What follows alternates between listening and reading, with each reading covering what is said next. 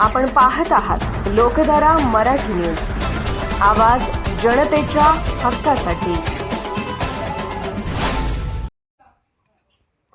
जाडरबोबलाट जिल्हा परिषद गटातील उडगीचे माजी सरपंच भीमराव बिरादार काँग्रेसवर नाराज, पक्षांतराची चर्चा। जाडरबोबलाट जिल्हा परिषद गटातील उडगी गावचे माजी सरपंच भीमराव बिरादार हे काँग्रेस पक्षावर नाराज असल्याचे चित्र सध्या दिसून येत आहे।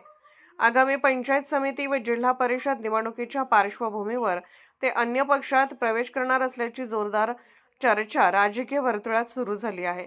भीमराव बिरादार यांनी सांगितले की गेल्या तब्बल 35 वर्षापासून आम्ही काँग्रेस पक्षाशी एकनिष्ठ राहिलो असून पक्षाच्या प्रत्येक आंदोलनात व निवडणुकीत सक्रिय सहभाग घेतला आहे। मात्र येणाऱ्या जिल्हा परिषद व पंचायत समिती निवडणुकीत उमेदवारी संदर्भात केवळ 2 दिवस शिल्लक असताना देखील आम्हाला पक्षाकडून कोणतीही चर्चा किंवा विश्वासात घेतले गेले नाही।